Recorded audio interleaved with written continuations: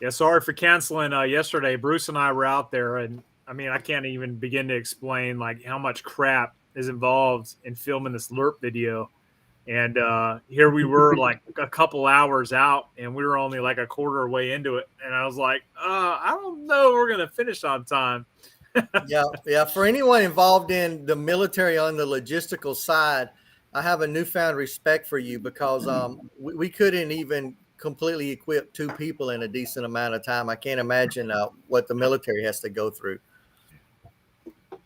Let me tell you all though, it's gonna be an awesome video. Awesome. Can't wait. Yeah, I've been working on the intro for it. I was wanting to get y'all in touch with my uncle before you finish doing all that, but it just has not worked out timing wise. No problem, man. We appreciate the effort. I mean, you told us a few things already, so. I mean, because he could give you some hand straight up, no crap, real deal info and advice. So yeah, the thing Bruce and I have found out is just, you know, all these teams, all these LERP teams, they all had their own SOPs. They're all different. They all did essentially the same thing, but they operate in different ways. Bruce even like cites a guy who went outside the wire on patrols barefooted. I mean, barefooted. I couldn't even imagine that. That's one of the things my uncle's been big about is, you know, pointing out that each team had their own SOPs, their own way of doing things, and it also depended on who they were attached to. So, like, he was in the Rangers and was a LERP unit in the Rangers. Well, LERP unit in the Rangers was operated differently than a LERP unit in an infantry battalion.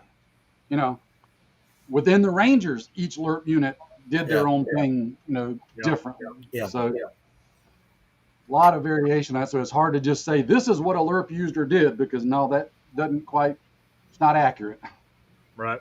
So, Brent, have you seen Rod Lopez on the One Shepherd Community Facebook? He posted a Lieutenant Colonel Ed Woolcroft's newest book. It's called Special Reconnaissance and Advanced Small Unit Patrolling. These are the TTPs for, and then it goes through it. But I agree with what other people are saying here. The issue is that that when you get to that kind of specialized,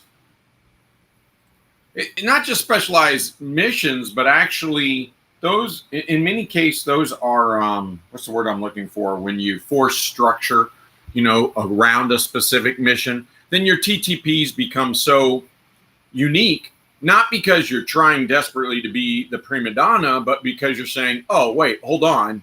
We're going to do LERPs only in the, you know, Arctic and only on, you know, whatever, enemy airports. And so you're going, oh, in the Antarctic on enemy airports, well, then you're going to have to adjust your TTP. And so, yeah, it's pretty cool. And when you start putting them together as a patchwork, you know, sort of a, you know, qualitative research rather than quantitative. Yeah, it's really neat to see all the different variations. Yeah. All right, Phyllis. Well, we got about 30 or so. I'm sure we'll pick up as we go on, but we'll go ahead and start kicking off this live stream. Welcome. I think this is what, live stream 9.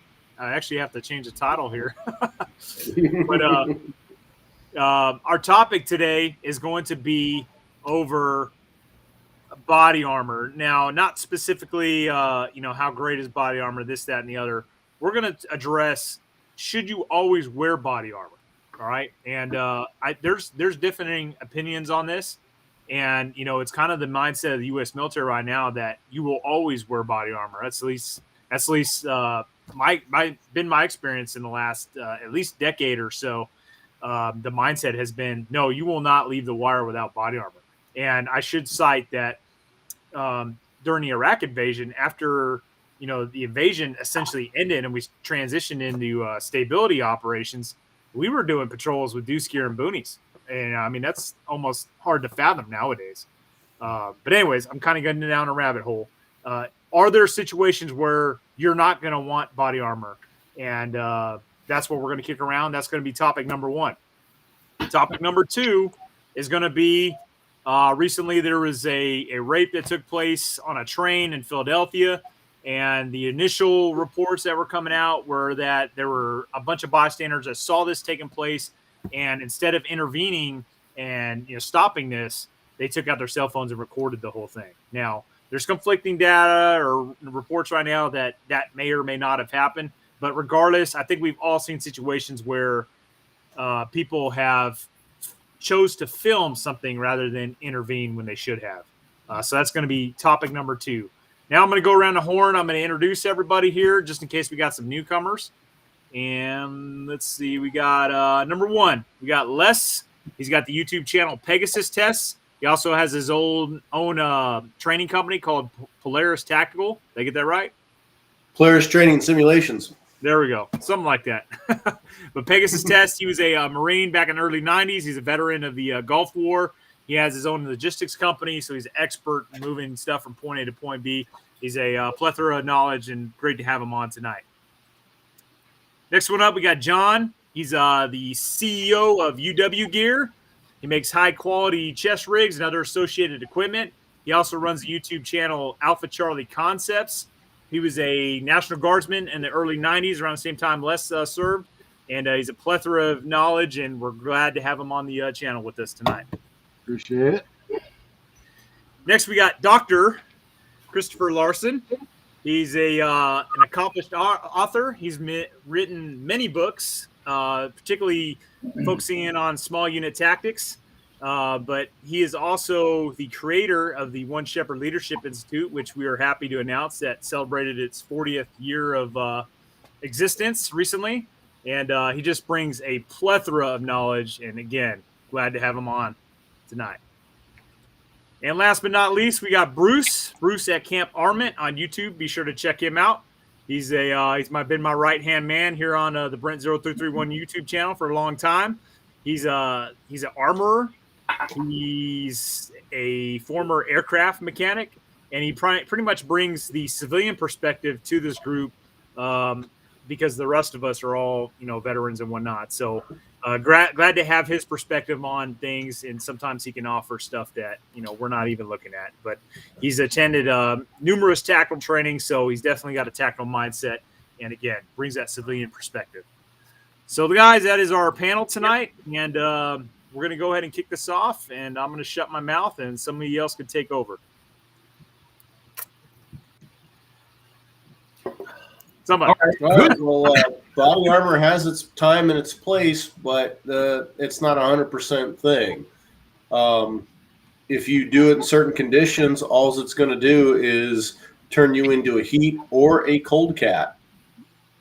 And sometimes the mobility restrictions outweigh the protection it gives you.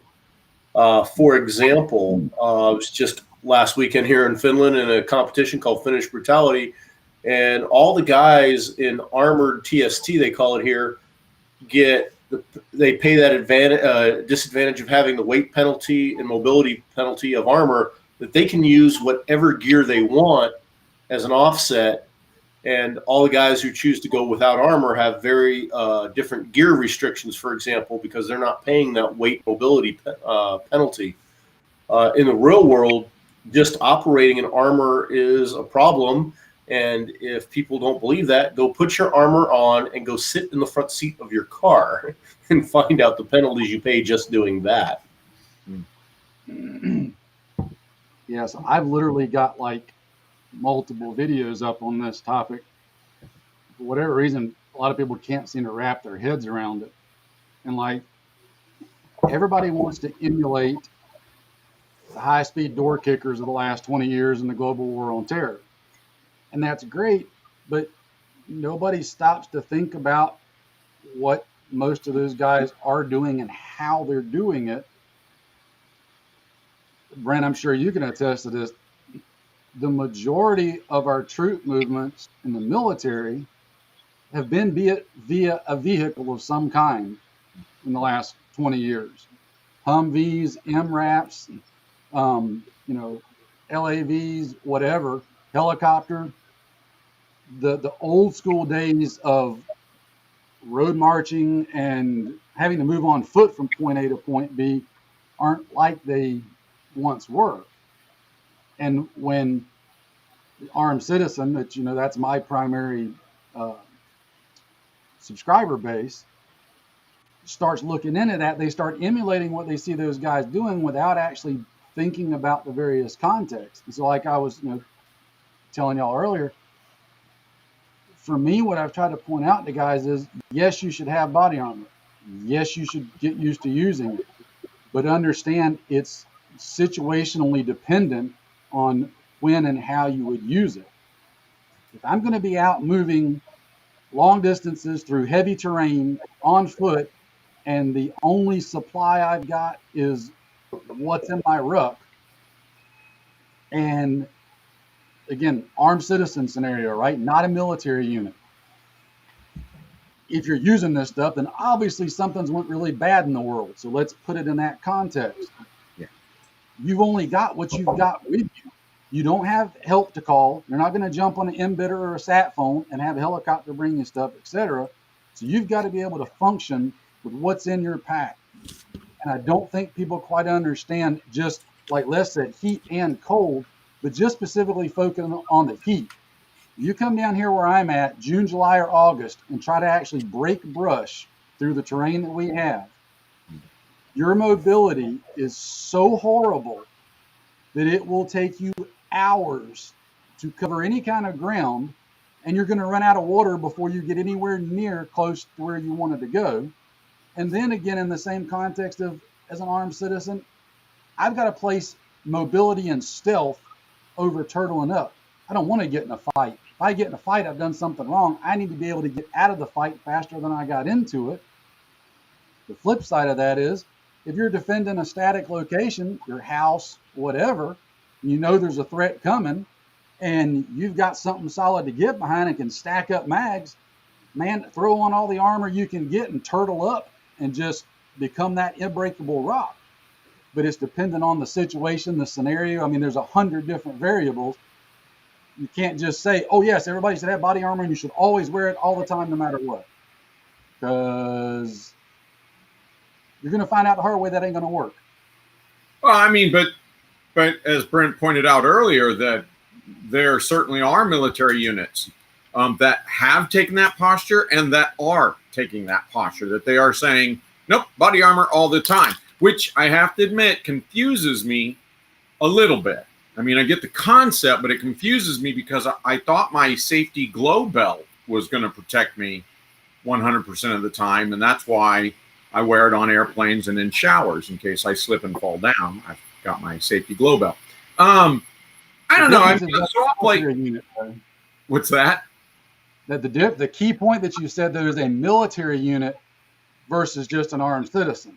Sure. No, valid point. And the needs and the missions are going to be different. And so, yeah. And so you're going to, you're going to equip yourself differently. I get that. But let's not kid ourselves. I mean, so the reason that civilians want body armor, other than the obvious, it's nice not to have a sucking chest wound, is that there has been an explosion of evolution in grunt technology. And let me go ahead and call it infantry technology over the last 20 years. Brent, I think you came on the tail end of Pasget. I think maybe we all were in, at some point, or many of us anyway, served with Pasget. Mm-hmm. And hell, I caught the tail end. I mean, the last months of the old steel pot, right? So my point here is that through my brief military career, I never had any expectation of not getting a sucking chest wound if the bullet was pointed at me. And there are so many different grunt technologies that are really opening up new possibilities. Squad UAVs, right? Whether it's fired out of a 40 millimeter mortar or whether it's, an RC airplane that you throw. I mean, they're, again, gaining situational awareness, net-centric warfare, where my helmet visor plugs into and shares information with the infantry fighting vehicle to, keep track of bad guys as bad guys move, as well as good guys move.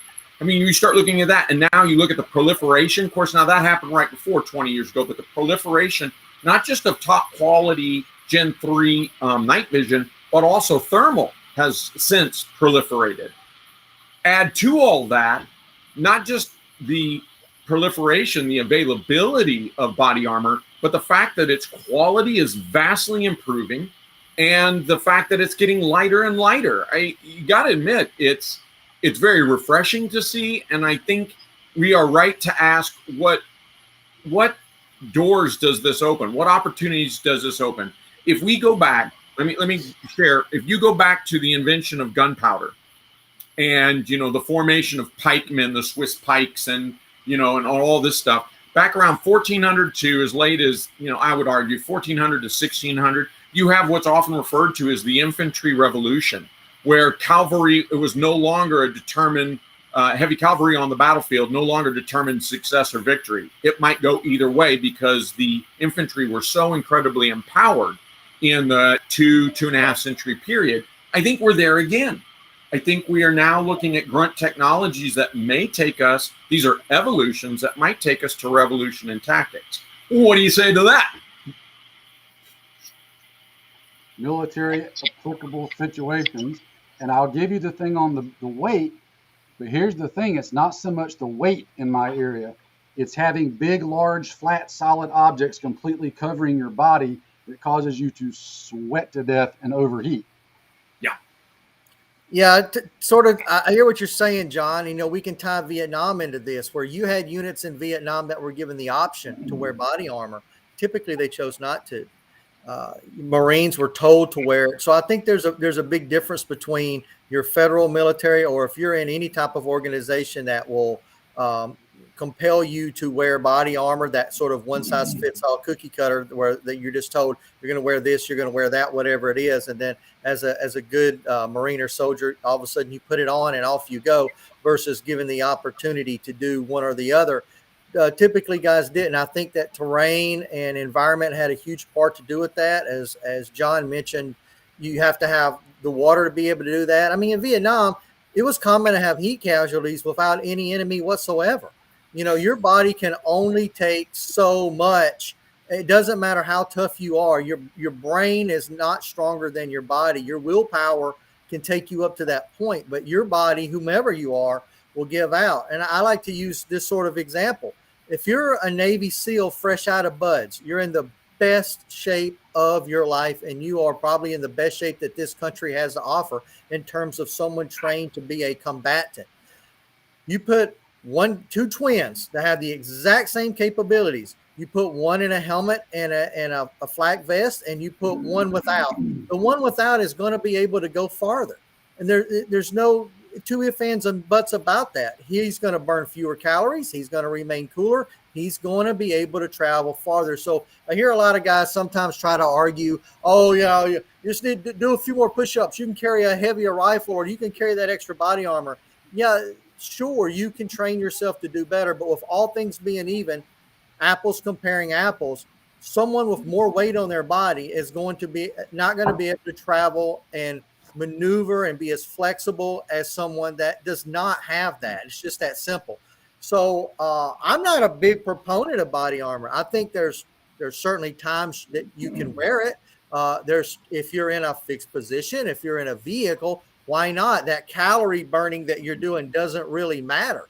Or if you're in a controlled environment, a temperature, you're not going to be able to overheat. You're going to be fine. If you've got a place that's got a good supply of water, it's great for that. Or if you're only going to be out in the field for a short period of time, I sort of think about like our law enforcement in that perspective. They may go out, they're going to have good supply, good logistics, and if they get burnt out, maybe there's a team there to replace them every so often. That's great.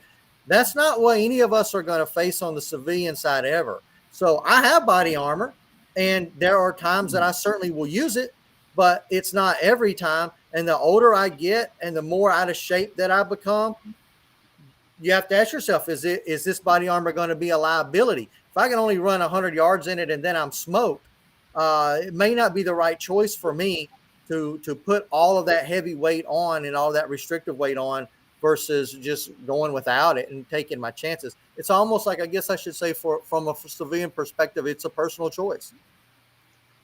Now, let me dive in here to introduce Miltech Moto here. Hey, how's it going, guys?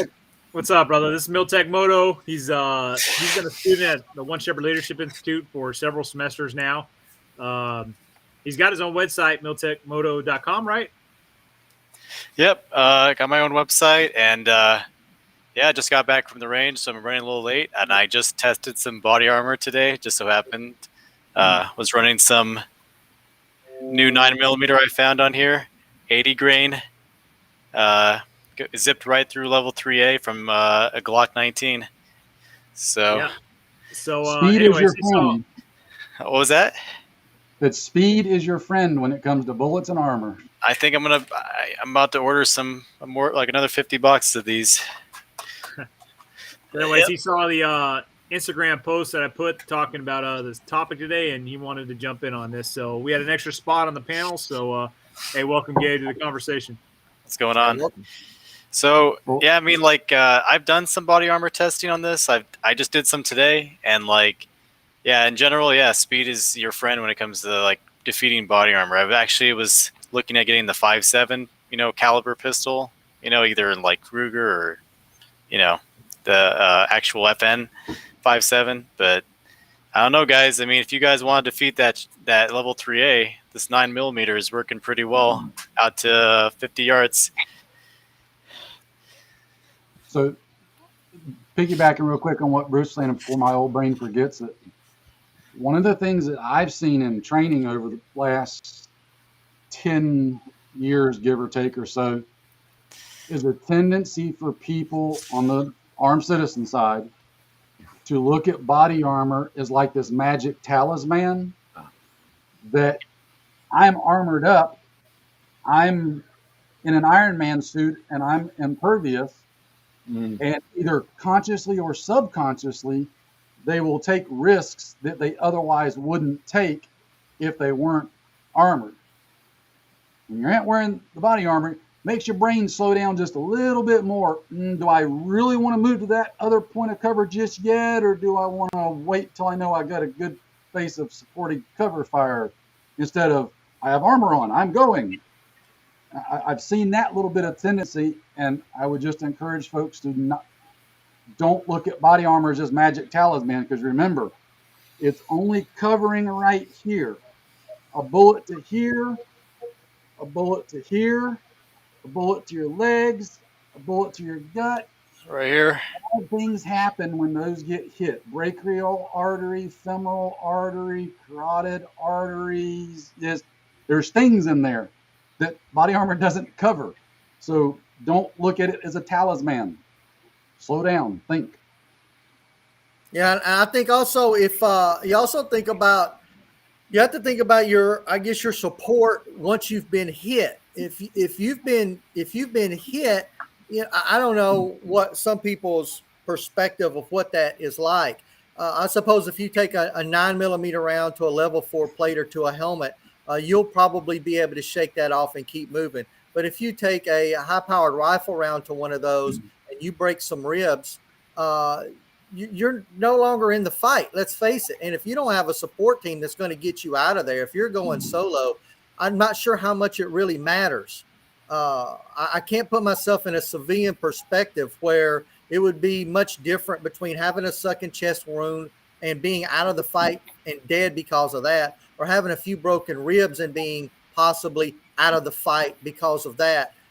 Either way, you're out of the fight. And depending on what your realistic situation is, particularly on the civilian side, those two things may end up with the same result.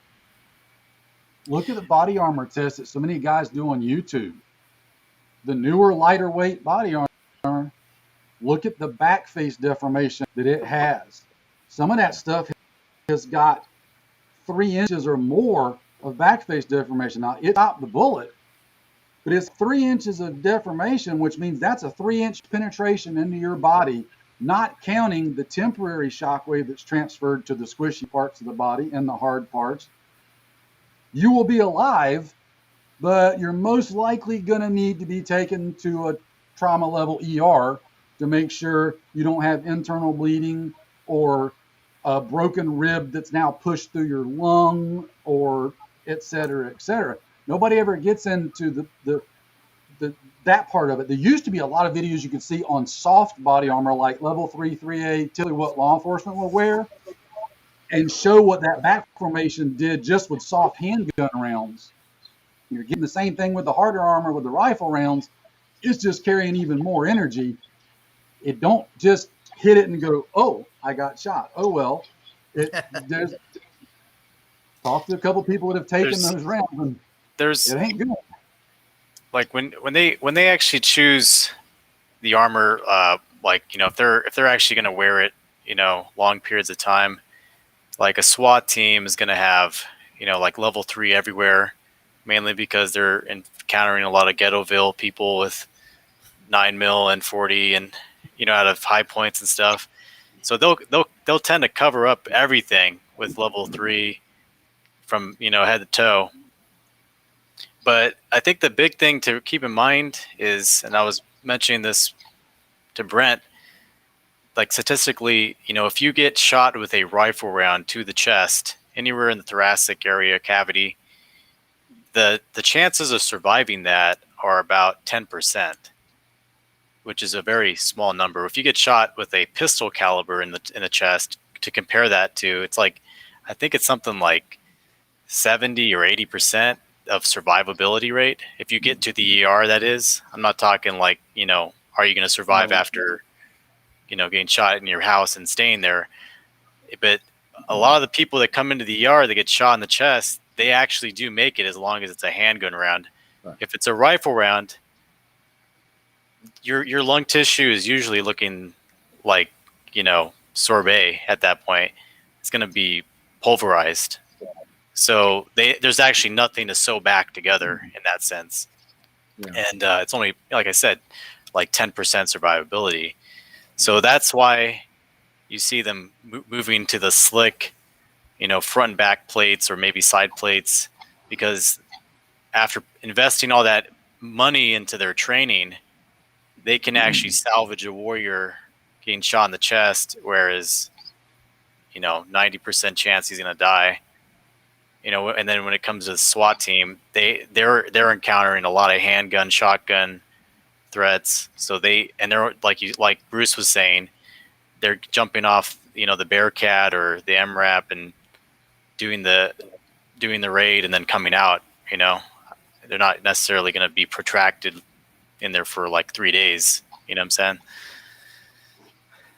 saying?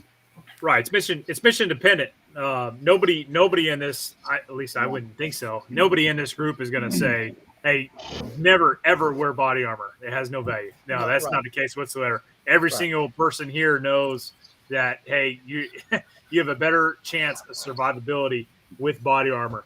And I think the consensus amongst us, for the most part, there might be some differing views in small areas, but there are definitely, without a question, some types of mission where body armor is a more detriment to the mission than having it. And one of those, you know, at the beginning we talked about, Bruce and I work on this alert video, alert mission, or, you know, some of the missions that these guys in SOG were doing, going over into Laos. I in 100 years wouldn't take body armor with me whatsoever, because you're going to have a team member go down, and he's going to be out of the fight, and you're not going to be able to complete the mission within hours of getting on the ground. There's no question. Those guys are going to be dehydrated. We have not fought a jungle war since, you know, what, Panama, but I mean, that was a small operation. If we get into a war with China and we're doing these island hopping campaigns, we are definitely going to be in jungles again. And I think we're going to learn the hard way that we're not going to be able to be wearing all of these flaks and Kevlars in some of these environments, because you're going to lose half your force to just heat casualties before you even get into the fight. Well, that's a good point, Brent. You know, I was going to say that's a good point, because in the Iraq-Afghanistan theater, you're going to know best of all, we were pretty much very motorized. Everybody had an MRAP, you know, like the joke that goes, "This is my MRAP." And there are many like it, but this one was mine, and you just blew it up. So I'm going to go back to the fob and get another one and come back and kick your ass.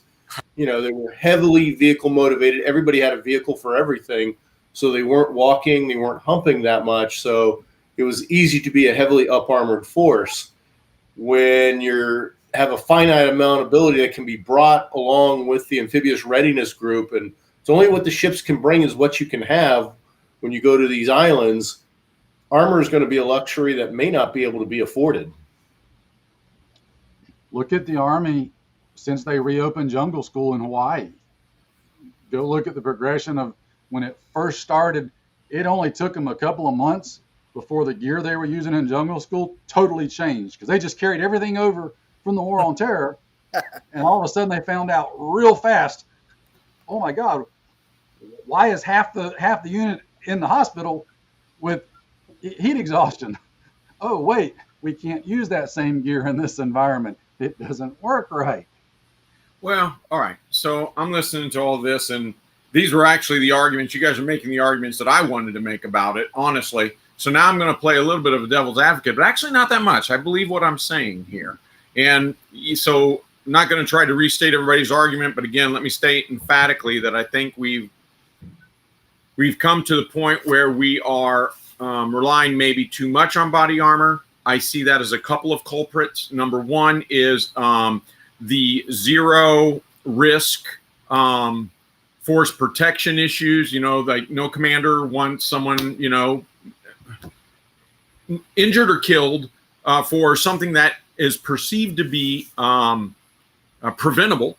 So I'm going to force everybody to brush their teeth with body armor on the fob. Okay. And do I have a feeling about that? Do I have an opinion on that? Yeah, but I'm identifying that as cause one. Cause one is this: zero risk, mind your career, screw the mission, screw America, you know, the nation of it. Just make sure you maintain your career. These people don't take risk, and they're going to categorically say everybody wears body armor and everybody wears a reflective belt. Okay. Because I'm trying to manage my career.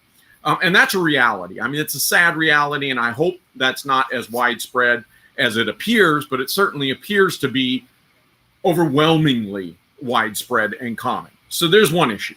The second issue is that there is a real tendency, I'm stealing this from another commenter earlier, but on a different thread, but there is people insist on their really cool guy gear, and that's the objectives of the mission. Let me say that again. The objectives of the mission are predicated on what can this cool guy gear get me? And that's an ass-backward mindset. We need to look at the mission and the mission objectives within a social political context and within, as we're pointing out, the environmental restraints and constraints. Are we scuba diving here? Are we in the jungles? Are we at mountains over 18,000 feet? Are we at winter ops? Are we in city ops? Are we, you know, so what are the physical constraints and restraints of the environment? What are the social political conditions or context, I should say? And those things are then going to, then we look at our technology and our tactics and we say, okay, well then here's our mission and our mission objectives. And these are the best tactics and techniques and equipment moving forward. Now, let me cut down to that. What I'm saying is this. For some reason, we keep going back to civilians. And I'm sorry, I love civilians. I don't give a rat's ass what civilians think about a 105 artillery. I just don't care. Do I believe civilians should have 105 artillery? Yes, I absolutely do. But my point is they should be using it like a militia. And no, you're not going to use your 105 artillery to thrill the kids at the summertime swimming pool, right? But if we insist on it, I'll talk about in civilian terms. Fine, we're going to rob a bank. Okay, we're going to rob a bank, and we have body armor. Now, the guys who are observing the bank, I don't need them in body armor. In fact, that's probably going to give them away. It's not just going to, you know, it's not only is it unnecessary and won't benefit them, it'll probably give them away. So I don't want the body armor. And then maybe we've got other roles for the bank. The getaway driver, I don't need them in body armor. But how about the guys that are kicking down the door and shooting their guns up into the air and screaming at people, and they're anticipating fighting their way out if necessary? If I'm on that team, I want body armor. So it's not just a defensive role here. That's what I'm saying.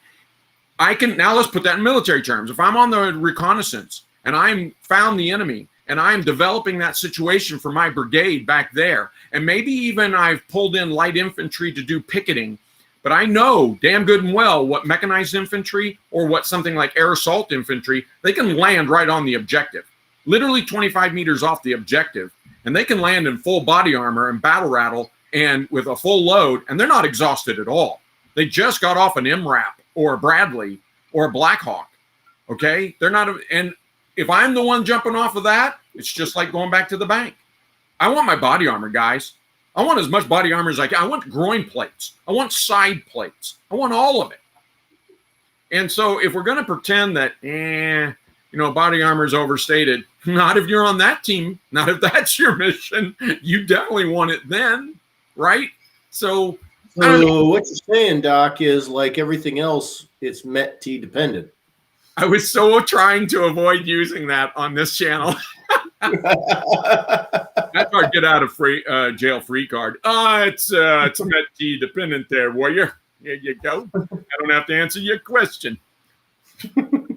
Well, for most of the military, it almost doesn't matter, does it? Because you're going to be told what to do. You're not going to be given the option. I don't know if today soldiers or Marines or anyone that has access to body armor is told, hey, we're going to go on this mission, leave it behind. If it's there, they're going to put it on and it's going to be part of their kit and they're going to wear it without giving the option. And I imagine that decision goes pretty darn high up, probably far enough up that even if generals had the decision to or had the ability to make a decision and say you will or you won't wear it, would they say you won't in terms of, and have that liability placed on them where they'll be called before Congress going, hey, why did this one guy die when a plate of body armor could have saved his life somewhere years down the road in the future? Bruce, I think the good news is there are certainly battalion level commanders and maybe brigade level commanders who still are men of men, warriors sort of stuff. Like they get it. And there are certainly those stand-up warriors who will say, no, we're walking here in the valley of Afghanistan where the enemy is on foot or motorcycles, and my guys are on foot patrols. They're not wearing body armor because they need to run and catch up with the bad guys. This is a foot race. And so I think there really are some enlightened, inspired warrior leaders out there still that will do the right thing by their warriors because they're mission-oriented and they're warrior-oriented. But when you get up above, seriously, if you get up above battalion, definitely if you get above brigade, then yeah, you've got people who have gotten there by managing their careers and they have zero defects, zero flaws. Their reports, their evaluation reports throughout their career glow. I think just ribbons. I think you out of the jungle. It'd be interesting if John would talk more about what they found in the jungle warfare training, as far as what they started to shed off their typical battle rattle. But I think you're going to start seeing a little bit more smaller vehicles probably pop up. I know that they have those kind of like the razors that are coming out that they're fielding. They're kind of, and then they have I think it's like what is it? Like some sort of GM pickup truck that's just stripped down to look like a razor. It's like it's got just roll bars on there. And I know they're doing that for strategic reasons so that they can actually move vehicles quickly, kind of like what they did with the Jeep. I mean, if you look at the Jeep, it's very small compared to the Humvee. But I think kind of like what I brought, this year, like the dirt bike, I think you might start seeing vehicles in that size range as a halfway point. They might say, hey, you know what? We're not going to lose the front and rear chest plates, the plate carriers. We're just not. We're gonna keep those, and it's gonna be 6 or 7 pounds, but that's the minimum we'll go. And I think they might start pulling in small vehicles like that as a compromise, so that they can actually move in tighter terrain like jungles or I don't know, islands and stuff like that. So that's my prediction, and I know Brent had a lot of fun riding that around, and I actually was trying to see if that would be a legitimate solution to all that weight. for longer periods of time. And I think it might be. I don't know. Just a thought. I mean, okay, go for it. It's interesting in the fact that I've talked to a lot of guys who have served both in Iraq and Afghanistan. And Brent, you may be able to speak to this, that in Iraq, the environment they felt they were in, that like they had their flaks, they had their helmets, and a lot of ammo, like a minimum of 12 mags or something like that. Yet when they got to Afghanistan and they were more in an open field, less urban environment, that their unit SOP was that they still had to have their flaks and helmets. So, but they felt that the likeliness of combat, they could offload their ammo down to just a 7 mag base load, that they would take more water but give up more equipment in other ways. So if the requirement that is like a unit requirement that you're going to have to wear your armor, as Gabe is saying, that the weight's going to be come back somewhere else. People are going to say there's less water we take, less ammo we take, less, we'll leave the TA-1s behind, or we know we can get by with less batteries for the radio, something like that. That reminds me, how they have those the DARPA challenge type mutts. They look like little dogs that are actually going to carry shit for them through the forest and whatever. Like if I had to guess, I don't think they're ever going to get rid of the front and back plate. But I could see them having a basically, instead of 9 people, they're going to have 9 people and like a freaking dog robot running behind them with all their rucks and maybe some ammo and stuff like that and water. That's probably what's probably going to happen, is they're probably going to have one of those vehicles that either roll like a tank or with tracks, or they're going to have something that is going to be prancing through the forest like a deer. Well, I mean, I think that's what I was talking about early on when I said we are on the cusp of, there's been so much grunt evolution or infantry evolution that we might be on the cusp of a revolution. These things are almost impossible to predict. So take that with a cup of salt. But here's the point. We've been dancing around it. Whether we're talking body armor or any other technology, it is that these things have weight. They have weight consequences. And a human being, historically speaking, an infantryman is supposed to walk with no more than 1/3 his body weight into battle. Okay. And that's at the high end. That isn't like, oh, that's the normal, that's the average. No, it's supposed to be substantially less. But if you look at extreme cases, 1/3, pans out. And then you drop most of that and go into the fight. Well, that's not where we are right now. We are somewhere between 60, 70%, and more technologies are pushing that upward. And you can't train that away. You can't say, oh, well, it just takes more physical training. Clearly, that's not been the case. What we're seeing is more and more injuries. There's only so long you can train up to a certain threshold, and then injuries are inevitable. And we know this from watching professional sports. So that you can't train it away. The question is, what are you going to do? And I think you're talking about the headless dog. They call it, I think, the mule. And you're talking about the Razor ATV.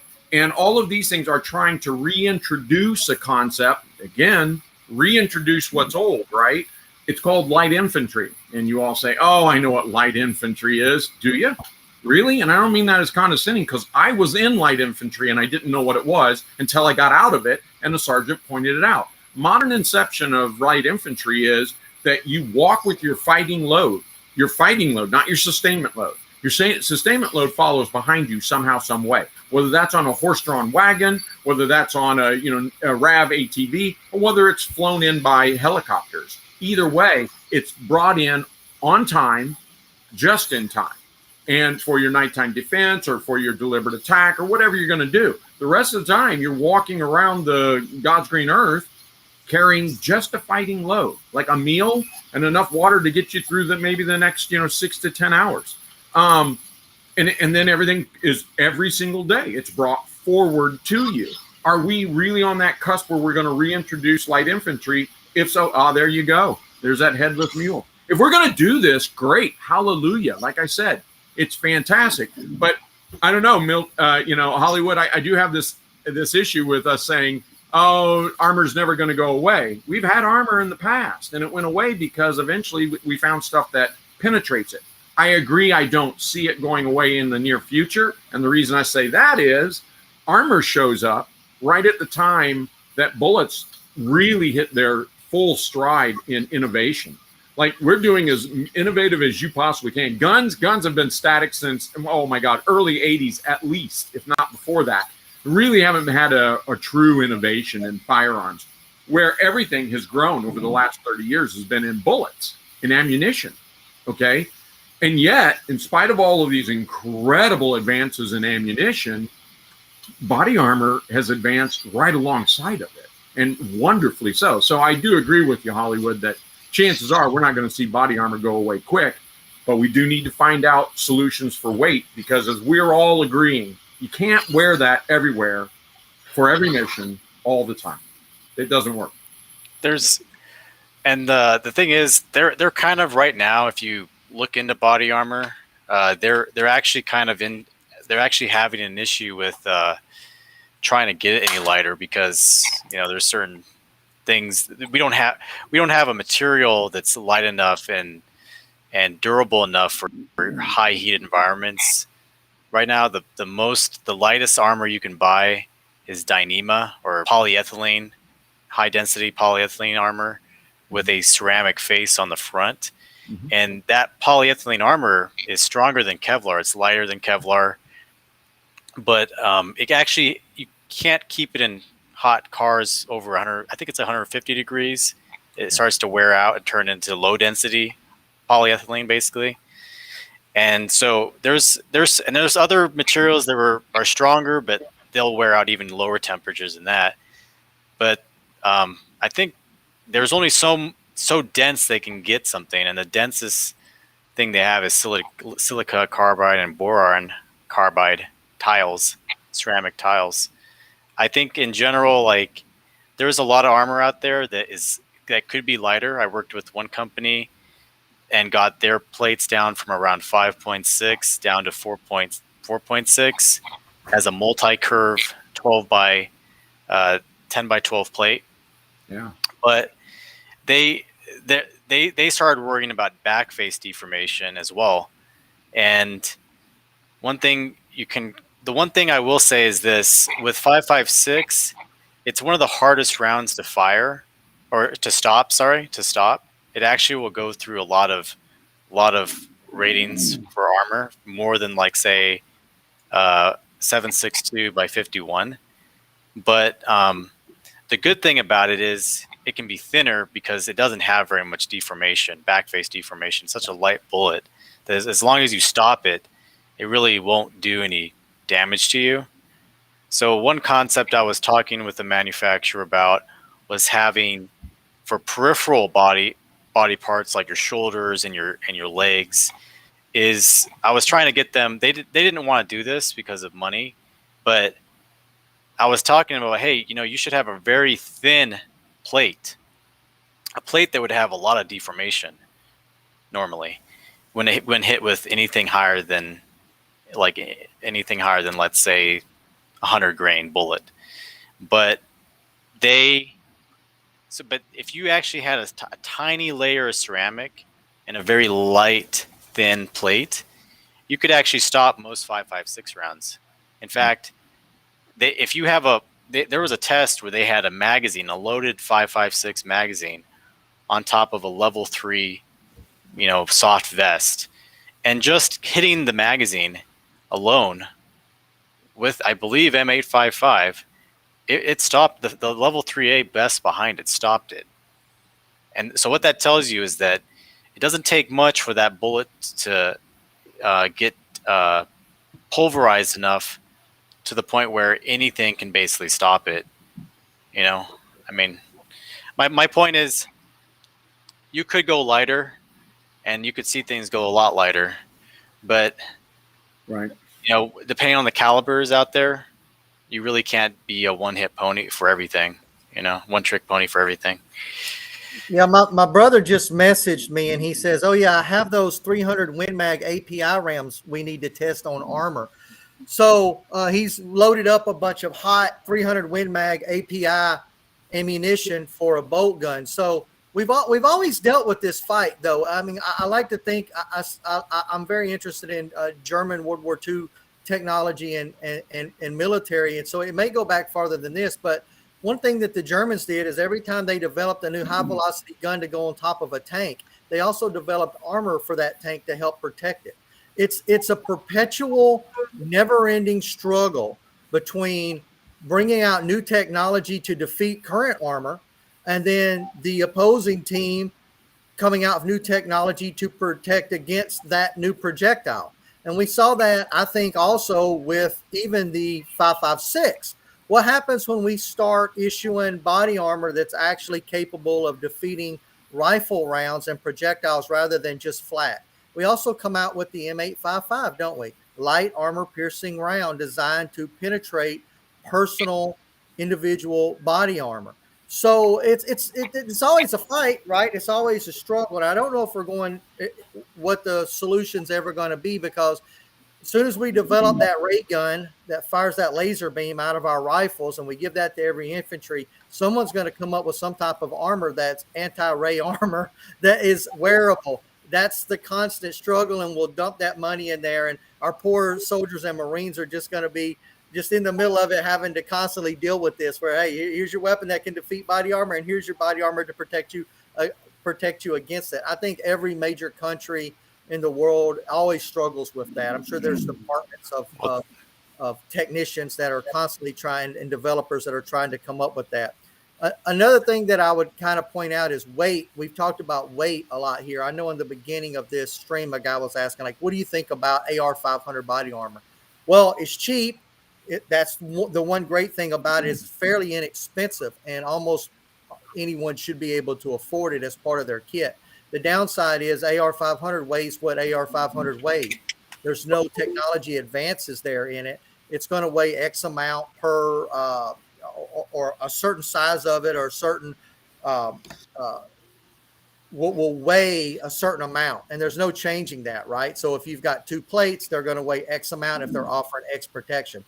When I was training with Paul Howe, there was a group there. It was like a Chicago entry team, SRT team, something like that. And once we kind of got through thumping our chest about who was the greatest, and we got out on the range and let our targets tell us what that actually was, one of the guys came over to me and he's like, hey, check out this new body armor that we got. He's like, these are level 4 plates. It weighed almost nothing. I run level 4 military standard issue military plates, and just a standard issue front and back plate carrier, right? Pretty heavy. You know, we can look up whatever that weighs, fairly heavy. His weighed like a third of this. But when I start saying, oh, that's really cool, that's cool technology, you know, I need some of that. Yeah, they're $1,700 a plate at the time. That's a huge investment for someone like myself, or anyone that's having to pay for their own. You're like, oh, whoa, hold on a minute.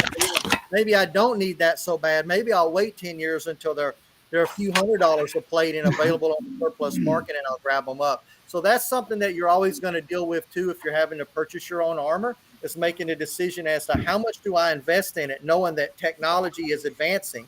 Sort of like building a new computer.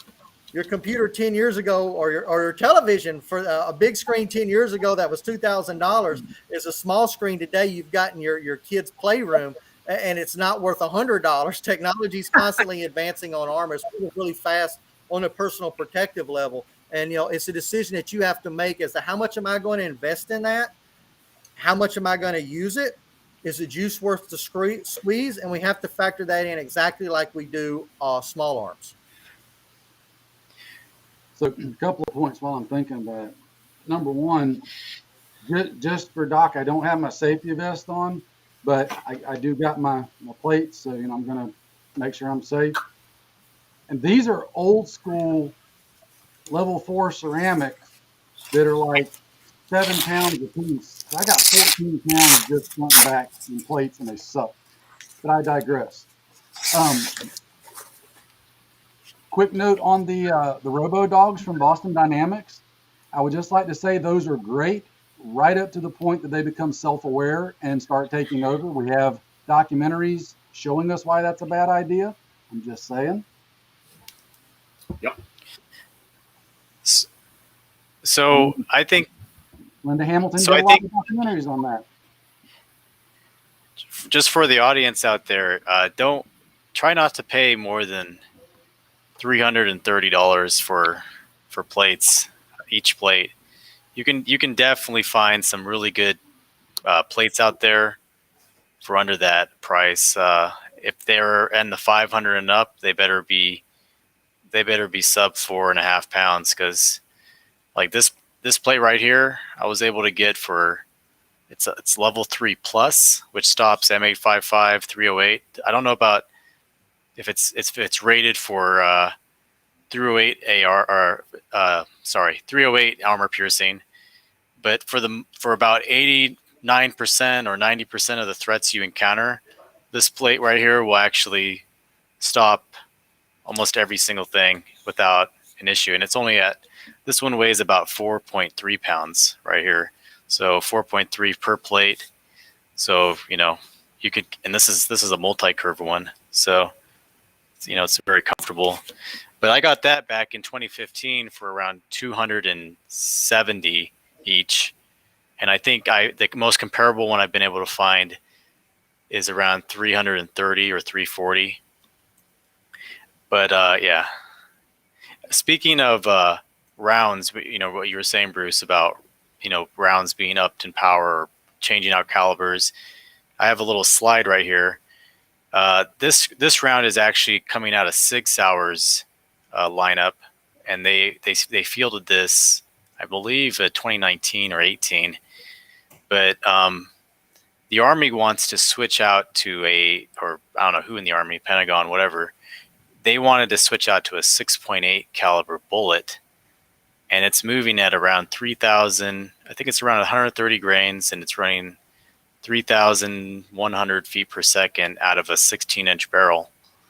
And their idea, when it comes to the threats on the horizon, any peer-to-peer threat, this round right here will blow through pretty much every level, even level 4. So like mine right here is level 3. It stops M855, but this is designed to stop level 4 plates, go right through it at typical engagement distances. So no one's pretty much, if you have body armor right now and you have to go up against this, nobody's going to be really safe from that round. And the only way to counter that is to go heavier on the body armor, a lot heavier, to the point where you might need armor that's around 10 or 12 pounds per plate. So, it'll be interesting to see what that does, because, either they have to come up with, like what Larsen says, a lighter material, or they just have to ditch it and be like, yo, armor don't work no more, boys. And you're back to like the 1700s kind of. Hey, I think armor will always work in terms of the technologies there. Just as someone's out there developing that round and trying to get it into the hands of troops somewhere, there's also that guy that's formulating some new material that he's right on the edge of developing for armor that will defeat it. It's just that same perpetual fight that we've seen back to the days of longbows being fired off the top of castles. There's always someone that's going to go, hey, let's develop some armor to help protect our guys from that. Hey, we're almost at an hour, so I just want to make a last point, and then we're going to transition into our next topic. But just to finish this out, like we've already talked at length about body armor and whatnot, and I think everybody concurs. Like there's a time and a place for body armor. Obviously, it does wonders. It's mission specific, in my opinion. If you're going on a long range reconnaissance patrol, I don't want body armor. I want to be able to move light and fast. But like the good doc pointed out, hey, you're going in the attack, especially if you're getting air inserted or your vehicle mounted. Hey, I want all the freaking armor, right? I want to be armored head to toe because I'm going to be closing with the enemy, and likelihood of getting hit are very high. I just want to point out before we close out this topic that we have seen like a bell curve in armor in the global war on terrorism. And what I mean by that is like we went into Iraq, some guys had some Pasget vests, surplus stuff. or older model vests, I should say, and a lot of guys had interceptor vests. But what happened is once the casualties started increasing, the civilian public as a whole, started raising all hell. And then whatever all the commanders do, they start reclusing and, hey, we're not protecting our guys as much. So like I think it was Doc pointed out, those guys are taking a safe route. It's like, all right, everybody full PPE all the time, 24/7. Nobody leaves the wire without gear on. And then the result of that is, at least in the Marine Corps, and I know the Army did the same aspect, we get some shit like this. This fucking piece of shit. This is the worst flak I've ever experienced in my Marine Corps career. I've got a whole video on the history of Marine Corps flaks if you haven't seen it yet. That one right there, god awful. And essentially what they made us is into an armored turtle. And yeah, it might be all right for riding in a up-armored Humvee through the streets of Iraq, but guys couldn't handle that shit patrolling in Afghanistan. Those were two different wars, two different tactics. And that led the way to what we later got was a plate carrier, essentially.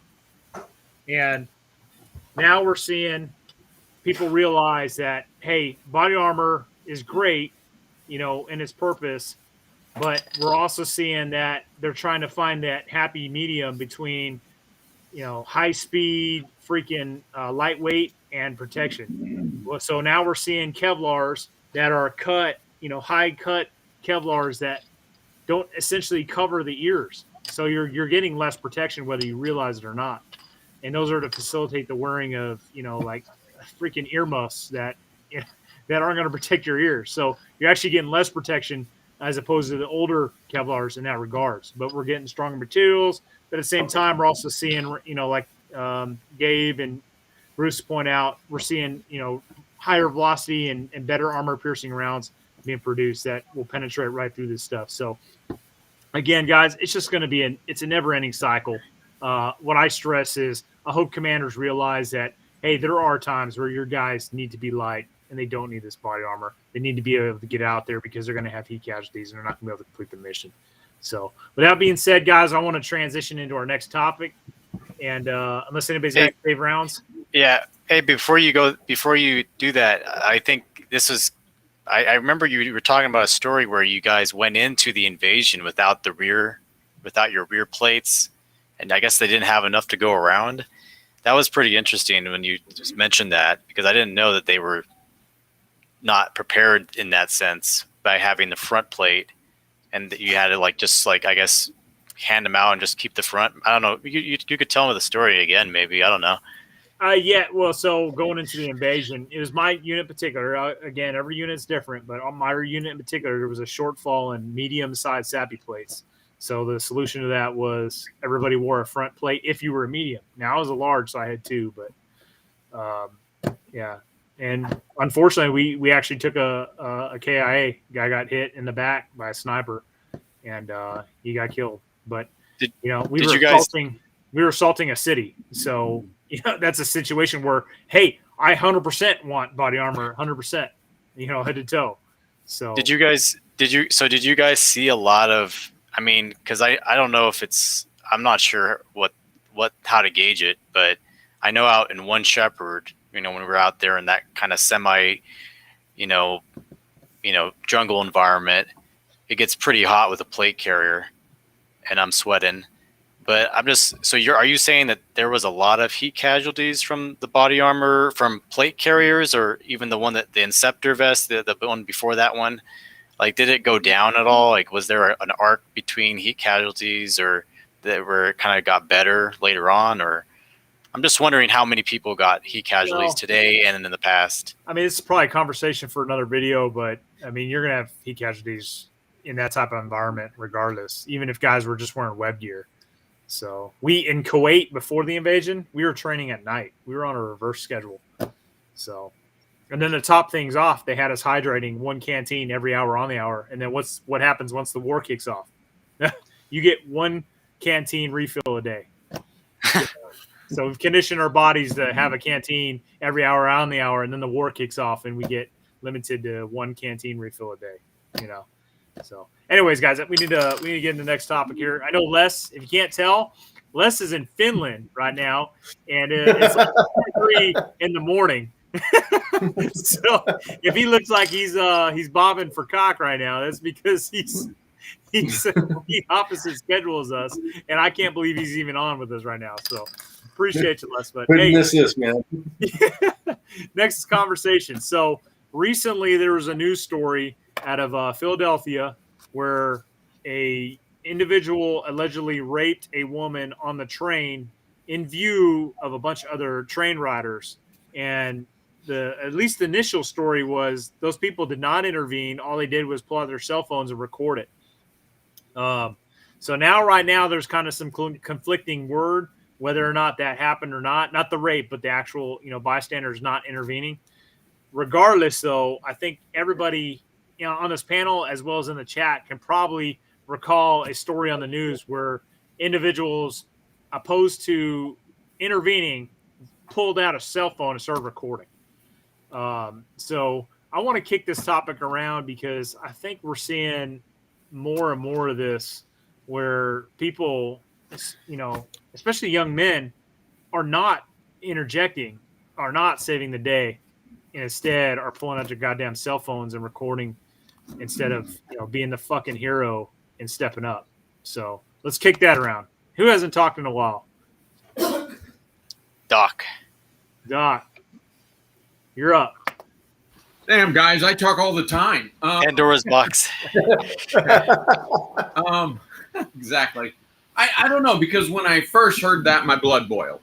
I just tell you straight up, I was furious. I had an emotional reaction to it, which I think, most of us probably did, to varying degrees.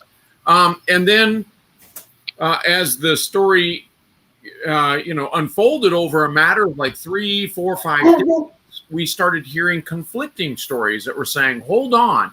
Initially there was this release, and to be fair, the initial press release was by the police. But remember that an investigation, it goes on for a while, right?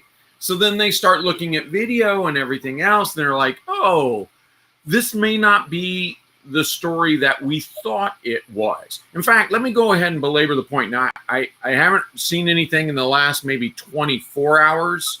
So in the last day and a half, it may have changed. But one of the things that was later reported was the fact that this is still an alleged rape. There's still a question as to whether or not this was consensual or not. And so now this complicates the situation even further. So on one hand, let's get to the mechanics of it. When they were looking at security videos, they said, no one filmed anything. So that was misreported. Okay, everybody, let's calm down. Me too. I'm talking to myself here. I'm guilty. Calm down. Let's hear what actually happened, what they can talk about. And so far as yet, what's being reported now in the, like I said, 3, 4, 5, 6 days later is, okay, no one was filming. What happened was, this is a late night. You're getting on and off the subway train, and people were giving furtive glances like, what the hell's going on back there? But, you just step in. This incident lasted 40 minutes. At least that's what they were saying, 40 minutes of tape. I don't know how long the alleged assault lasted.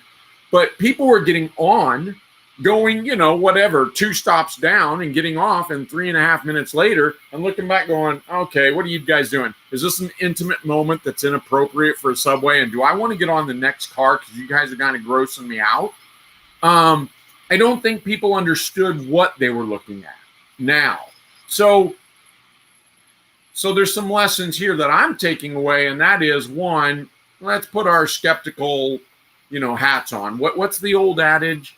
Believe half of what you see, a quarter of what you read, and, something like none of what you hear, or something like that.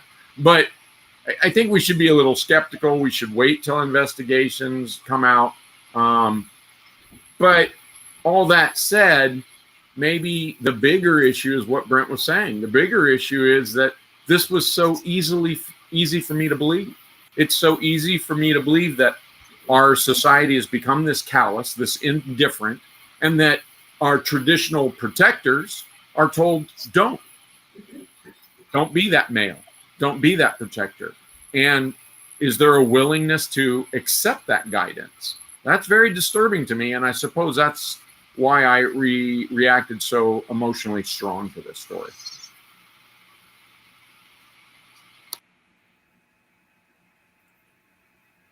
Bruce.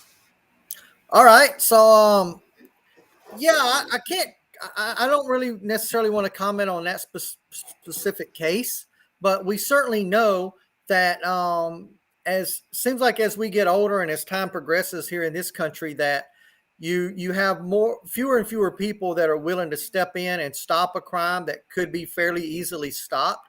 Whereas 20, 30 years ago, the outcome would have been very different. Not necessarily to change the subject, but look at all these videos we have of people going in and just robbing stores and just clearing off shelves. And what are the store people doing? They've got their cell phone out and they're filming it. They're not even trying to intervene in any way whatsoever. And I think that's a result of sort of corporate America, maybe instilling into people, don't respond and get physical. Don't take a chance to put yourself at risk. Don't hurt anyone else, even if they're criminals. Let them do what they're doing and let the police sort it out. So the police, are receiving no help in that respect whatsoever. I think about the mechanics of a rape, right? It to me, and I've not been involved with stopping a rape, but to me, it seems like if you're simply thinking about the mechanics of a rape, it wouldn't be that hard for someone to intervene and at least stop the rape. Now, they may put themselves at danger, but how hard is it to push a dude off a girl? You know what I mean? I just don't see that as a huge challenge, no matter who you are. And if there's multiple people there with the mindset that, hey, we're going to step in and we're going to just stop this wrong from occurring right now. And sure, we can let the police deal with the fallout, but we're going to stop it right now from happening. I don't think it's too hard to put a boot in his face and get him off of her. I don't know, but it's something that I would certainly step in on and put myself at risk. It's someone that a decision everybody has to make on their own. And there's also, I think, a perception that there is a proliferation of beta males in this country who may not be inclined to act. I certainly feel that way as well. But for those of us, I guess, alpha males that are sprinkled throughout, we have to certainly be willing to step in and put ourselves at risk and do the right thing, regardless of what action is going down. And the fallout, the lawsuits, being made out to be a bad guy on the internet or whatever, be damned. Just do what's right, what your conscience tells you to do. And if you see an incident like that occurring, for me, I'll get involved. I'll risk my life if that's how I go down and I stand before the man at the pearly gates, having defended some women's honor and gotten stabbed in the neck because of it. I'm okay with that. So my wooden nickel on it. So on first hand, like kind of the rest of y'all, the father, uncle, husband in me is like, you start like removing heads from necks, like you just start breaking stuff. I think you have to pay attention though to a couple of things. One, where you're at. Just like with gun laws, depending on the area of the country, you may legitimately get in trouble. Other areas, not so much.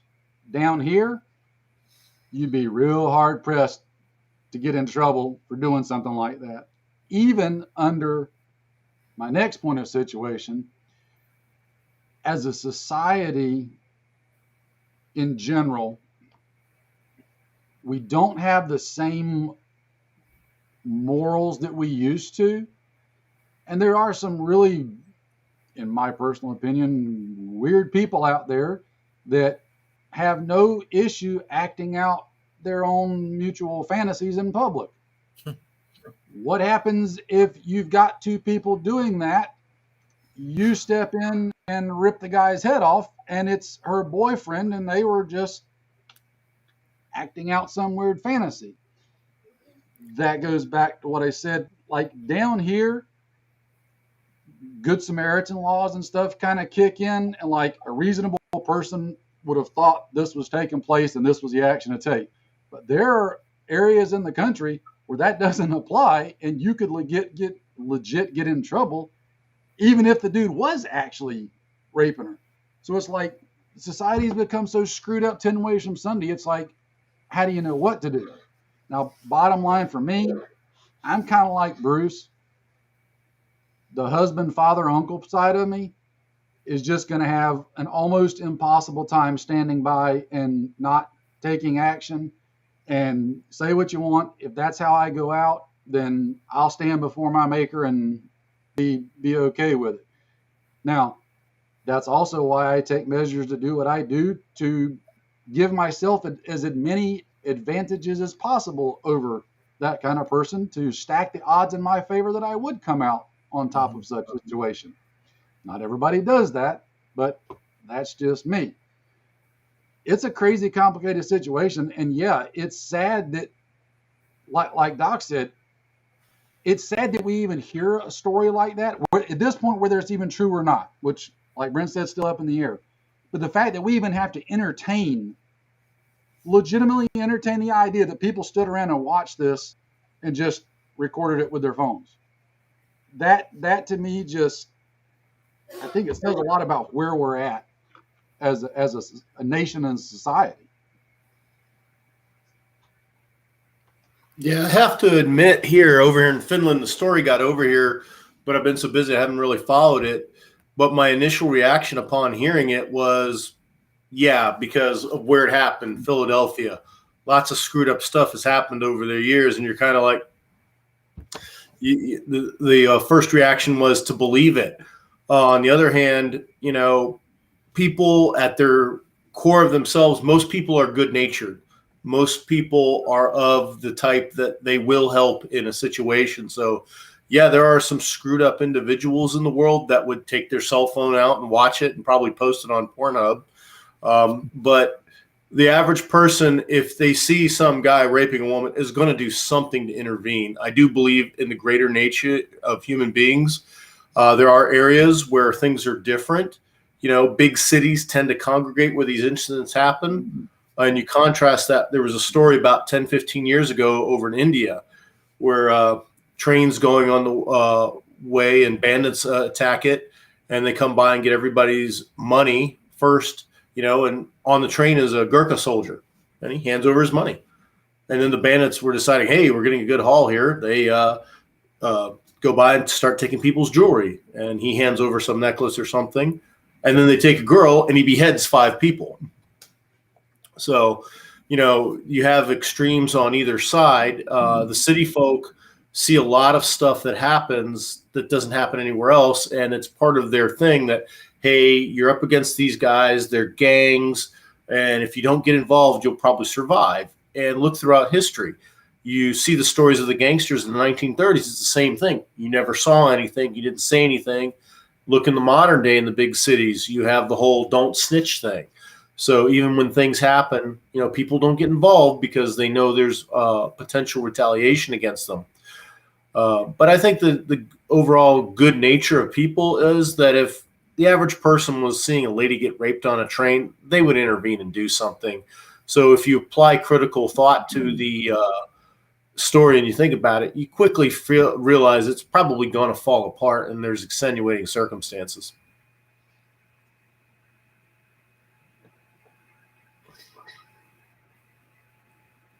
Didn't mean to kill the conversation there, guys. Well, a couple of things that I can say too is that in relation to that, if you've ever worked with large groups of people like I do in the industry that I'm currently in, where we move thousands of people at a time, working special entertainment events, people, the whole term of people being sheep, that has sort of more than one meaning.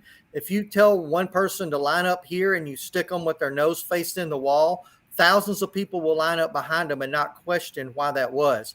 So if you walk into a situation where you've got 4 or 5 people maybe standing by watching a crime or an assault occur, and they've got their cell phones out, you're a lot less hesitant to react, because you're assuming, you make the assumption that these people have been here longer than you. Maybe they know something that's unfolding that you're not aware of, and maybe this is consensual. Maybe it's some kind of stunt for some kind of video, whatever the case may be. And I can tell you from personal experience that fornication and sexual acts inside of a city do happen all the time, right out in the wide open in public places. Some people are into that, whether it's just a shock theory or that's whatever their kink may be. So there is a hesitation there to at least do a double take and have to make a decision. Is this something that's consensual that I should just walk on away from? Or is there an actual assault occurring here where I need to get involved? My second point, and this hasn't been brought up yet, but I think is probably pretty important for all of you strong, independent women out there that don't need no man. Well, make sure you don't need no man. Are you available? Are you? Is it possible for you to defend yourself from such an attack when you've got maybe a stronger, more physically dominating male trying to have his way with you?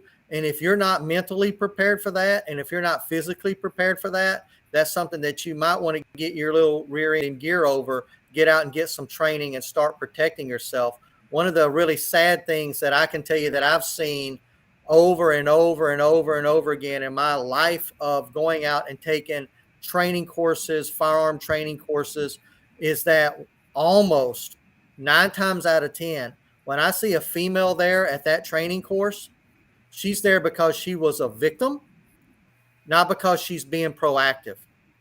And that's a really, really sad thing. And I've learned to really tiptoe around that single female that's there and her kit's not really together and her firearm's not really completely set up for whatever that training class is, not to necessarily look down on her for being there. She may be there because she was just a victim of some type of an assault or robbery or rape. And she's now come to the realization, unfortunately, that she needs to be able to protect herself because there's not always going to be somebody there to save her, whether it's just a man or it's the police or whatever the case may be.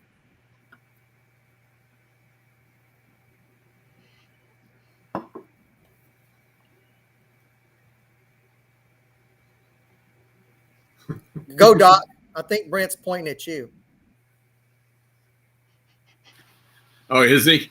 No, I mean, you're at some points. I'm listening intently, and I'm thinking, okay, that's honestly, good points. I do think you're right. I mean, one of the things that I think we have to forgive in these circumstances is that, look, if you have an attack that's happened before a bystander shows up, then right away the bystander's OODA loop is already, way behind the curve, right? And they're speeding through this. They're like, wait, what's going on? Am I seeing what I think I'm seeing? Part of what helps us gauge that as a bystander who's like, whoa, is that a fire over there? Whatever the case is, right? It's not necessarily about rapes and beatings. It might be robbery. It might be fire. Hell, I don't know. It might be a flood. Point is, one of the things we do to speed up our OODA loop is to look left and right of us and see how those people are engaging as well. Are they shocked? Are they mortified? Are they whispering, somebody should do something, or are they laughing and kind of clapping along? And you're like, oh, I don't know. Maybe this is a show.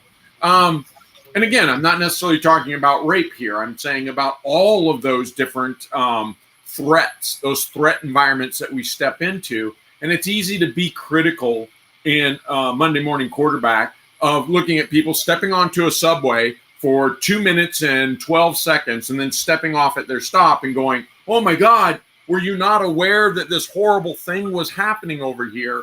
And when you catch up with them, they find out that genuinely, they were not aware. They did not see the cues, even if what was happening was real. And so, yeah, that's another thing is let's be sympathetic to what was seen versus what we think, what we now know because we're reading a police investigation, right? And I'm reading here. It's like saying, wow, I can't believe you got on that airplane. All those people should have known that airplane was going to crash. How did you know that before you got on the airplane? Right? So, and what did you know when the airplane was crashing? Probably not much. You had to survive it and then find out what the hell happened. And so, yeah, sometimes I can be too critical. I'm still worried though. What I said is still floats though. When I see, and we're all been talking about it, when I see employers firing their employees for doing the right thing, when I see school students being kicked out and expelled from schools and campuses for doing the right thing, when I see police chiefs and the public affairs police officers stand and say, these two men intervened on this thing, and sure, their actions can be viewed as heroic, but this was foolish and we don't recommend this. When that's repeatedly the message added to the cultural Marxists that we've got right now, particularly along the lines of gender issues, yeah, I'm concerned because our conditions are so rife with these. I want to say rife with decay, and I know that's a little quaint. Oh, okay, what do you mean by that? But you know what I'm saying. I'm saying, look, the conditions are not good for men to do what men need to do in dire circumstances. There's far more people willing to punish you for it, or at least admonish you for it. And so when we start to hear, my God, one of our protectors didn't stand up and protect, it is very upsetting. You know what? This just popped in my head. That school shooting in Florida, handful of years ago, where we find out that there was the on-campus, what was he? The on-campus security officer, and he didn't run into the rescue. And yeah, I condemned him then.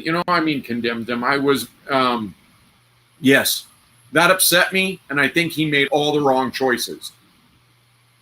But you see what I'm saying when I say, yeah, the situation is rife. It's not good to be a protector right now because you can't win. No one's going to say, oh, well, he did the wrong, it had terrible results, but he was doing the right thing. No one's going to say that. You better be right, and you better come out on top. And it would help if there's no one else to have in the second story. You know what we've created a situation where men are not encouraged to be men.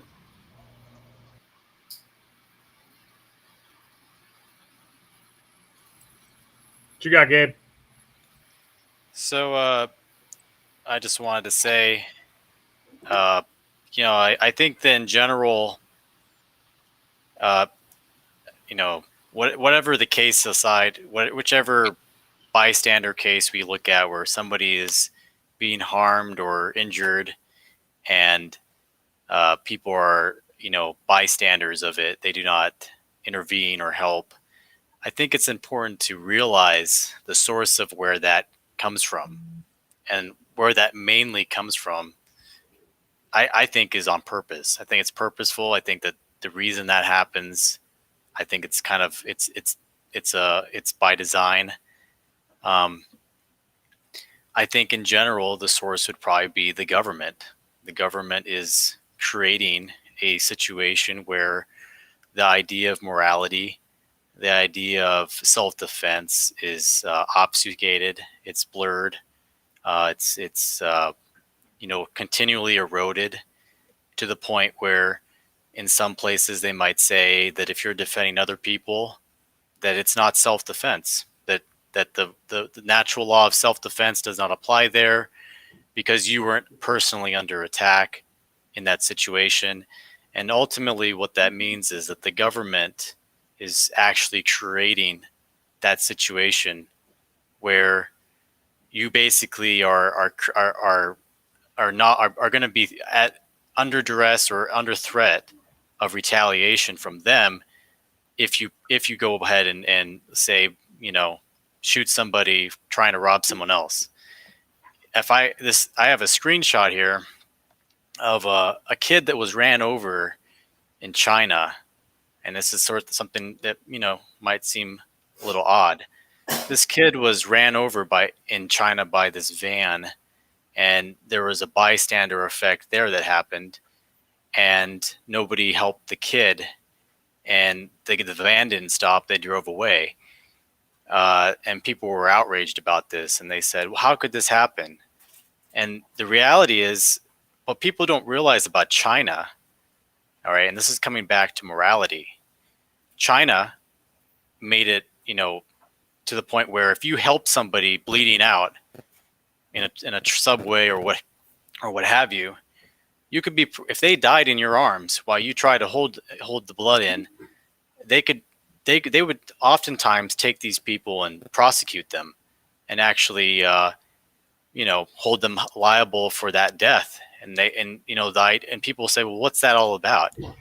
Well, the reality here is this: if you have a conscience in your society, if you as an individual can decide right from wrong, or discover right from wrong, or perceive it, if you know right from wrong, what does that do for you as a government trying to decide right for wrong, right and wrong for their whole society?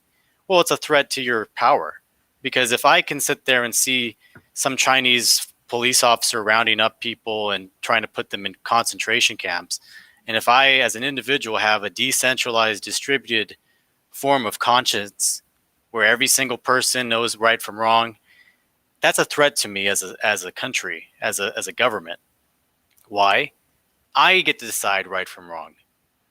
We, as the Communist Party, decide if you can or cannot intervene. You're not the professional. That's the job of the police. That's the job of the medics. You actually could have, so all this is doing is it's consolidating power in the hands of a few. And so what they did there in China, it's not that Chinese people are inherently bad, but they're afraid of their government prosecuting them for helping and then getting put in a jail for who knows how many years. And the reality is we're seeing the same thing happen here in the United States.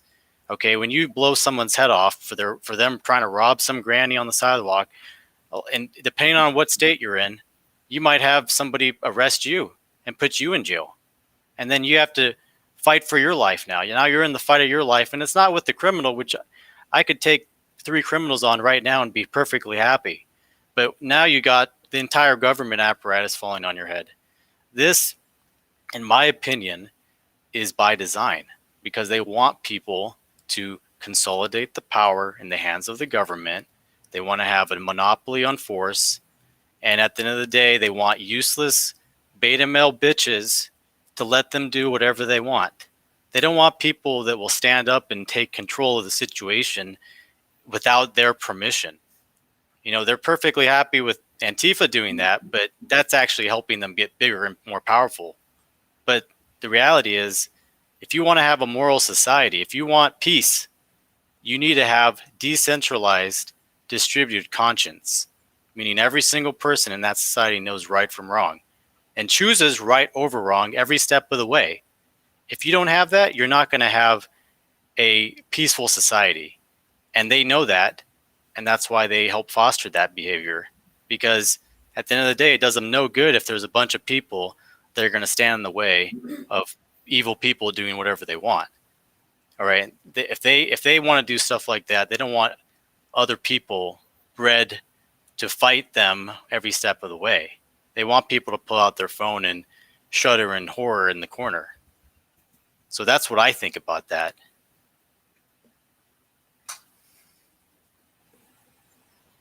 Well said. Well said. And I tend to agree. Well, I think we talked this one to an end. And we got another topic. Kick around. Maybe one from the comment section. Ooh. We got a little less than 30 mics here before we hit the 2-hour mark. I mean, I don't think there's anything wrong with wrapping up early. I don't know. I could talk more about it. Kyle Rittenhouse was mentioned in there when Hollywood was discussing, the threat to even defending yourself, saying it's bad enough that defending somebody else can get you in just a world of shit, but defending yourself can, and Rittenhouse is one of, hundreds of examples we can show and say, okay, well, this person defended themselves, but was still drugged through the, through the trenches of the court system and all this other stuff. So it really it's very regional, depends on where you are, of course, and time, timing and all this other stuff. So I think there's some really disturbing things, but I think actually Hollywood gets to really the heart of the matter. And it's one of the government has been always very jealous of power and decision-making power, and it's all governments everywhere want to be that. That's just what the nature of a government, and it's why we call government a necessary evil, is that it wants to control all of the decision-making power itself, invested in itself, and it doesn't really want a moralistic society that's individually accountable. It doesn't serve the government. So I don't know. Like I said, I could go farther with that, but I think Hollywood kind of hit the nail on the head. If government wanted to if they wanted to rewrite the law books, all they would have to put is one thing: don't steal. Don't steal life, liberty, or property. But the problem is they can't put things in that simple of a form, because guess what? That's exactly what some people in government want to do. So instead, they have to do the opposite. They have to say everything you can do or everything you can't do. They have to do it in the affirmative rather than just having one rule: don't steal. That would be almost every single wrongdoing you can think of involves the theft of something else. Yeah. Whether that's your money, your body autonomy, whether that's your virginity or anal virginity or whatever the hell you want to say, whether that's, your liberties and rights, all these things, rape, murder, they all involve the taking of something from somebody else. That is yours. Yes.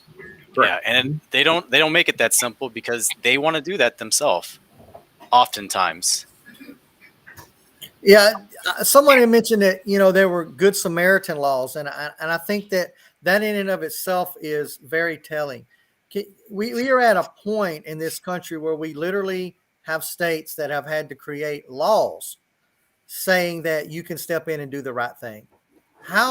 What does that tell us about the state that we are in this country in terms of liability and the mentality of some larger cities? And that's just, to me, it's unfathomable that you literally have to write laws to protect people who want to simply do the common sense right thing. Well, it just shows you that people have a problem taking responsibility, and that's why those laws exist. I think the first Good Samaritan law came into existence over, of all things, giving CPR, because the person did it broke the ribs of the person they were trying to help. And there was a big lawsuit out of it, and they had to finally come up with a way to protect people who were trying to do the right thing. In many places, I think we've become a very litigious society, and we look at an unfortunate incident as a way to get rich or get what's owed me or something like that, and not realizing that, hey, in life, shit happens, and sometimes it's bad shit. Personally, if somebody giving me CPR cracks my ribs, I'm going to be thankful they were trying to help me. Yeah. But there's other people that wouldn't see it that way, because they're like, why are you trying to give CPR? You're not qualified on it. It's like, hey, somebody tried to help you. They may not have been good, but they didn't let you die or tried not to let you get more injured. So I think that's where that problem's come from, is just the fact that everybody sees every situation as an opportunity. So you have to create these laws to protect the guy doing the right thing, even though maybe he's not qualified.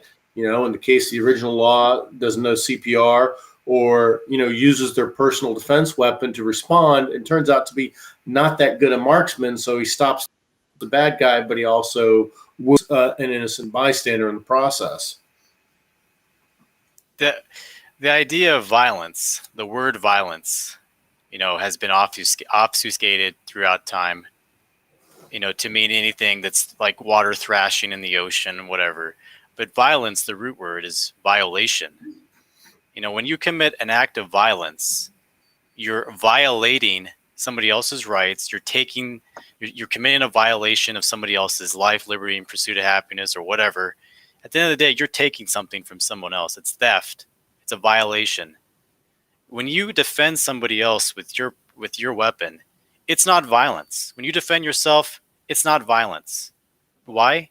Because you're not violating their right by definition if you're defending yourself or others. If you're defending yourself from others, by definition, you're not initiating the force. You're not violating any. If somebody breaks into your house and tries to steal all your stuff, there's no such thing as the right to do that. Okay? And you're not violating anything, any rights of theirs by shooting them and killing them. Okay? That's not a wrongdoing. That's to not acknowledge that would be to say if a lion jumped on top of you, you have to let him eat you, because if you defend yourself, it hurts the lion. We recognize that under natural law and under common law, that if you're defending yourself, you're not committing an act of violence. And they want to say that violence is anything that involves thrashing and kicking. That's not true. All right, and this goes back to morality, because what they want is they want upside down world. They want everybody not knowing right from wrong, and they want it to get to the point where people's lives are so out of control that they demand to be put in a cage, that they demand slavery from the government. You know, if they want people to act like animals so that they can put them in a cage, because they're going to demand to be put in a cage. Look at these people right now. Please quarantine me, Daddy.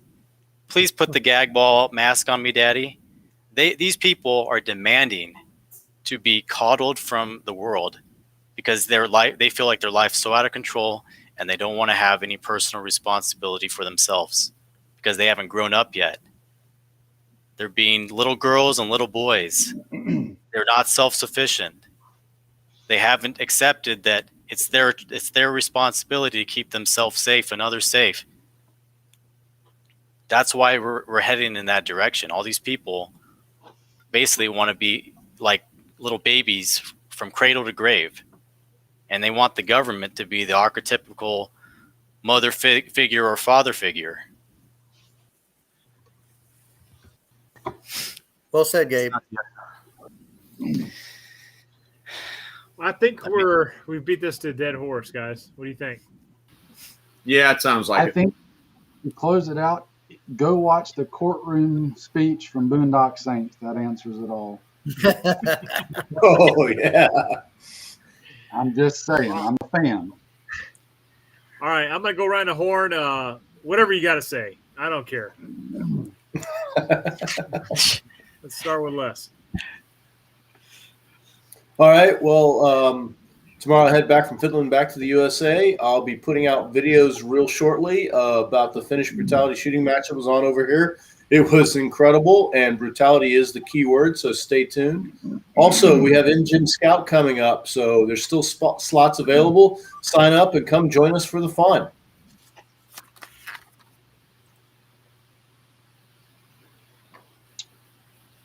I'll just close out by saying Santiago is just a filthy monkey.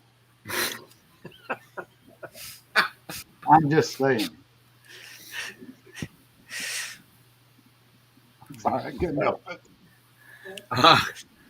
Let me second that and say that I never open emails or texts from Santiago while I'm at work. I'm just going to be honest with you. I can't do that anymore. Truth. And In-Gym Scout is the next thing on my radar as well. I feel like no one said it, and I really wish someone had said, "Let's go, Brandon." But all right.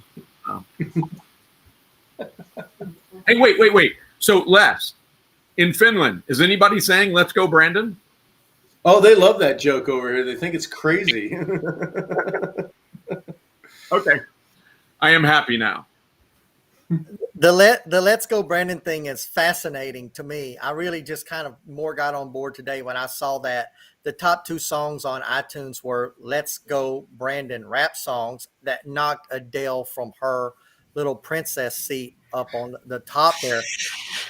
I can't fathom that, but okay, clearly there's some type of organic movement going there, and I think that's interesting. Maybe a topic for another conversation. I'll also chime in on what everybody else says. For those of you viewers that may not know him, if you ever get a text or email from Santiago, don't open it at work and don't open it when your kids are around. And lastly, I'll just wrap this up by saying for those of you men that are out there that still will intervene and do the right thing when called upon, I'm with you. Stay with it. Sometimes societies have a way of resetting themselves at some point in time. Keep doing the right thing. Keep your conscience clear, and you will be on the right path.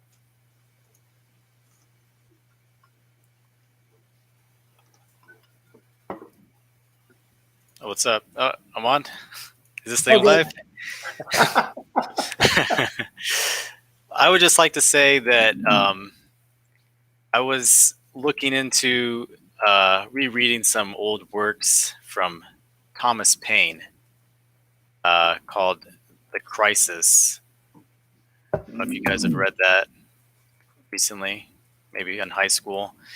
But I would encourage you guys to read some of Thomas Paine's work in these times. If you read some of his work, like The Crisis, he mentioned something that I thought was resonated with me pretty deeply, and that was that he said he was talking about Toryism, and we all know that Tories are the people that supported the British. They wanted to kiss up to the king, kiss the feet of the king and the crown, while the Patriots were, willing to fight for their freedom from the crown, from that monarchy. I want to say, if you mention today's work, we have, at that time, you have to remember that the revolution between the British and the Americans, it was called a civil war at that time. It wasn't actually until hindsight that they called it a revolution. And the only reason we had those troops, I think it was in Boston at that time, was because the situation between Tories and Patriots became so untenable that they actually had to operate as a police force to separate the two.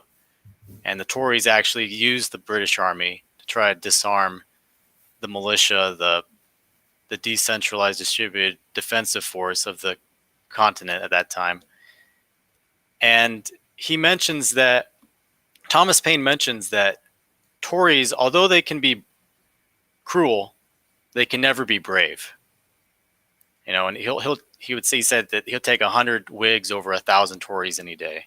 And I think today in these times we see a lot of that, whether it be that people being bystanders to their own demise. You're seeing right now that the Tories, when they lost that war with us, they didn't just move back to Britain. They stayed here in the United States, and they, fostered a group of cowards for the next 250 years. I don't know what their dinner conversations go like. Maybe something like, do whatever you need to do to get ahead in life. But I think that it would all benefit all of us to look back in history and read what some of these great men had written down, because the more you read about it, the more you realize it's pretty much the same shit, just different smell. The same type of people, the same mentality back then is still with us today. And, don't ever feel that just because you're outnumbered in a workplace or whatever, that you're on the wrong side of history. A lot of these people, most of the Americans at that time, or, British subjects at that time, did not support the revolution. Okay, only 15% fought. The other 40 or 30% supported them by making sandwiches and delivering ammo. So the point I'm trying to make is go through history, read through some of that stuff, and try to develop your own moral integrity for the times that we're going into. And that's about it. All right, I guess I'm up. Just a couple closing thoughts. Again, I'm not anti-body armor. I just think it's mission specific. So, hey, 24/7, I got mine ready to go, right?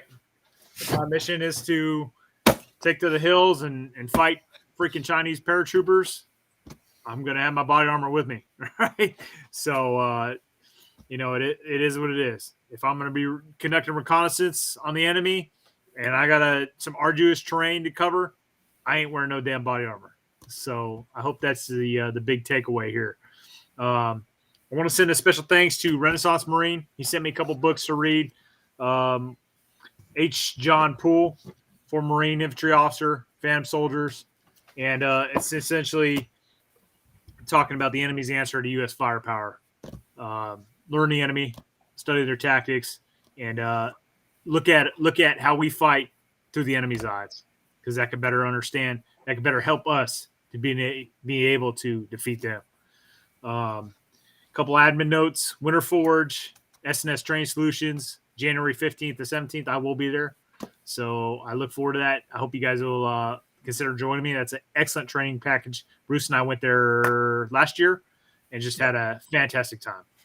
And last thing I'm going to say is we got the LERP video. Bruce and I just finished filming it. I've been slaving away trying to work on the intro video for it, and then I got to work on the actual gear portion of it. But it's going to cover most of about a 90% solution of the gear that LERPs carried in Vietnam. So we anticipate it's going to be a big hit, and I know a lot of you that watch my channel will greatly appreciate it. So that's all I got, guys. Anybody got any save rounds?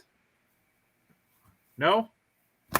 All right, fellas. That was a good chat, and I look forward to next week. So thanks for watching, guys. Don't forget to leave a comment, and we'll see you next week.